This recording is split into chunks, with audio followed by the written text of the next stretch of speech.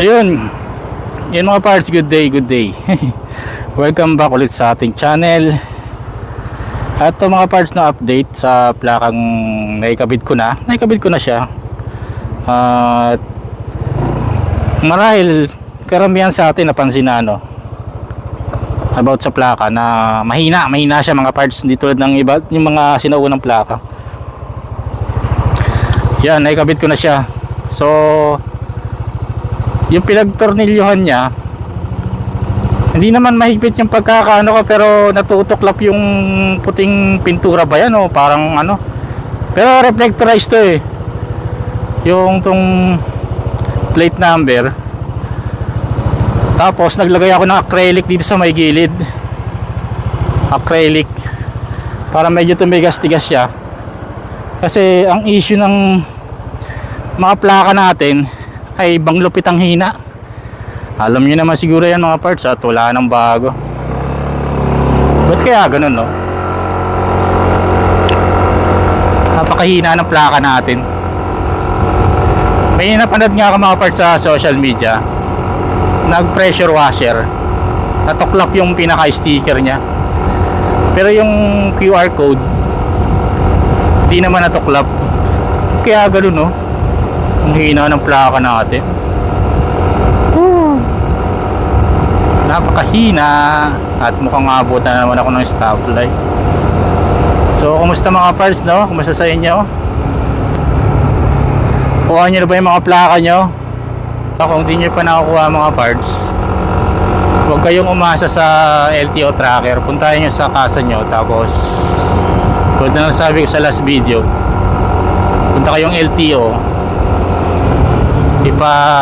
verify nyo nasaan yung plaka nyo, para hindi kayo nahihirapan, no? Kasi kung maasa tayo sa LTO tracker, hindi naman talaga ka-accurate yung LTO tracker na yan. Minsan mag-a-accel lang tayo ng oras dyan sa LTO tracker na yan. At yun, at good luck sa mga makakuha ng plaka. Sa hindi pa nakakuha ng plaka, good luck pa rin. Kahit ganun katagal, wala tayong magagawa. Woo! That's life. Ganito yung mga namumuno sa atin eh. Medyo yung mga sablay. Woo! At mukhang uulan na naman. Napapansin ko kada daan ko dito pag pauwi ako, laging naulan. So yun mga parts, no? So napakahina ng plaka natin. Yan nga, na-mention ko kanina, naglagay ako ng acrylic sa likod.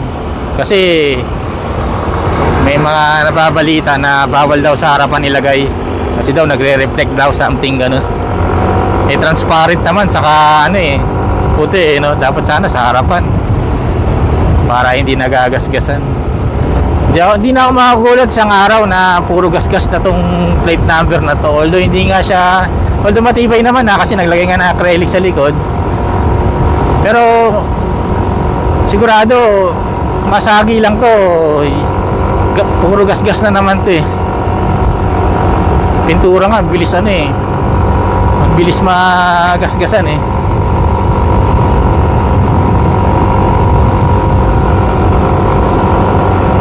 Tapos marami namang paraan.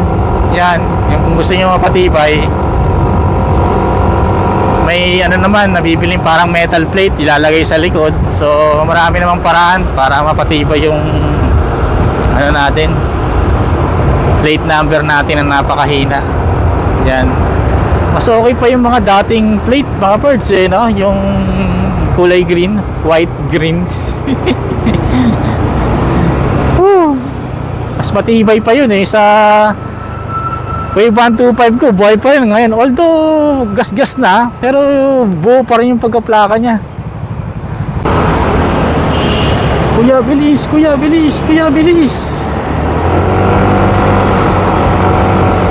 May nakikita rin pala ako mga parts sa ganito, sa pang-araw-araw kada biyahe ko. Yung plate number nila nababaak. Tulad niya, no? Biyak na sa pinagkakabitan ng tornilyuhan. nabibiyak, no? Kaya ganun, no? Ayan, no? Sa kanya biyak na eh. Na bubura talaga yung number. Hindi talaga maganda yung pagkakayari ng plaka natin. Madaling mapilas ang plaka natin. Tanong, tatagal kaya? Pero ko, baka sira na yung plaka. Buo pa yung motor ko eh. Pansin ko pala dito, yung may coding pala sa mga plaka natin. I mean coding, kumbaga pag NCR ka, dito lang sa atin, NCR, kulay puti yung plaka. Tapos pag mga ibang region, may iba-ibang kulay. Iba-ibang kulay, may kulay blue, tama ba? May blue, may green. Yung sa mga green plate pala, yun yung mga nagpa-renew na ng 2014 yata to 2017. Yung mga green plate, alam niyo naman siguro yung mga parts, yung mga green plate, mga lumang motor, kasi required din na mapalitan yung mga lumang plaka ng mga bagong plaka kahit luma na yung motor.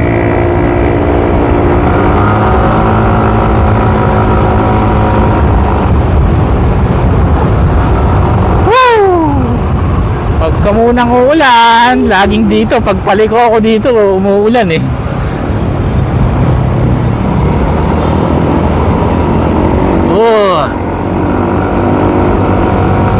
Okay na siguro for today mga parts. Hindi ko na pababain tong video na to dahil nag-update lang naman ako sa napapansin ko sa plaka na mahina. Napakahina. Mahinang klase plaka natin.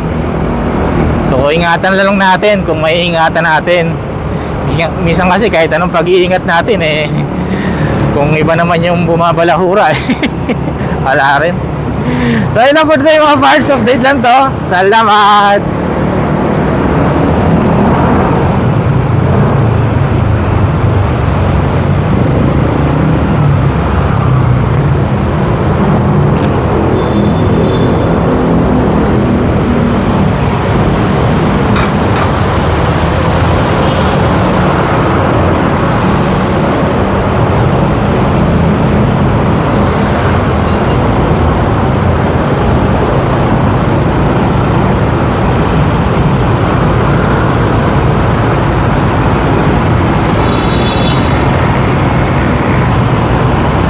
Yung audio ko, pansin ko pala ng mga bandang huling mga video ko, parang basag yung boses ko, no?